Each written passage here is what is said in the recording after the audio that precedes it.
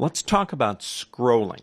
Now, I'm going to show you two ways to do this. One with frames, because that's why we're here, but you might not be using frames, and I want to show you a second way to do scrolls using something we talked about in a previous chapter on divs, by using a div statement and doing the scroll through the web page, not through the frame. But let's start with frames here. Go to main frame set HTML right here and open that up.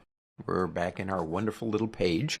You should have your little frames panel open and stuck somewhere. You can make this different sizes if you want to. Make it a little bit smaller, get it a little bit more out of the way. Let's just leave it up there. It's all right. What we want to do is add one more page.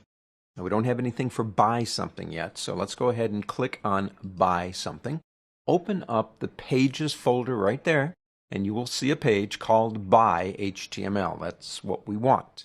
Go ahead and drag that wonderful little target button right here, the pointer, and go to buy. Understand what will happen if we don't change target right here. If we don't, when we click buy something, our navigation will go away and it's going to try to stick it over there. So be very careful to choose the target, and that's going to be content. Let me mention one other thing, the reason I love this program so much and how it helps us. Let's say we come back over here again and we click in frames on content, and if we come down here, the name of that page is content. For whatever reason, maybe we misspelled it and it's just bugging us and we want to change it. But we already have 5 or 6 different pages going to this thing and everything's all hooked up.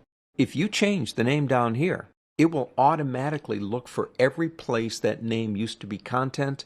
It will change it for you automatically. If you come over here into your Files tab and you move one of these files, maybe you've got the document in the wrong place, Dreamweaver will go to all the other documents and automatically update them for you. That's why I love this program so much. But let's get back to what we're doing. Go down to buy something, and we want to make sure the target's content, which it is. Now let's go ahead and look at what we've got so far. We'll save it and click the little globe here to go into one of our browsers.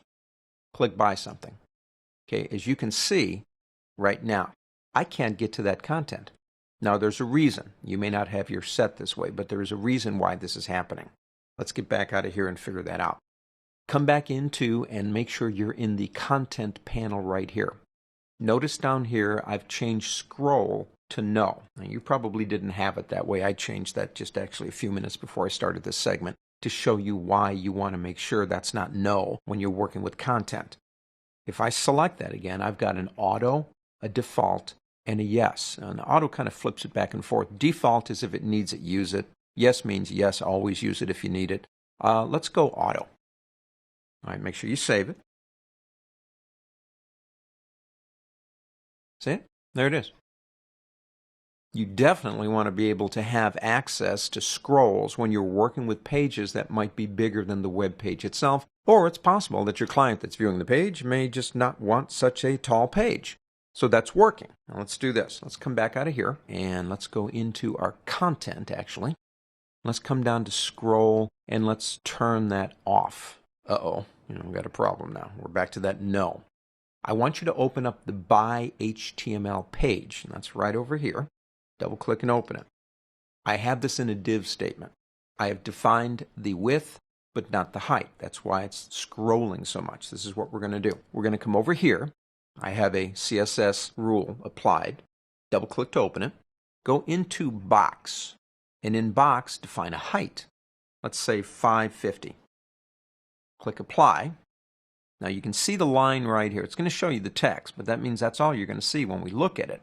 Now go into positioning, overflow. Select this button and select scroll here.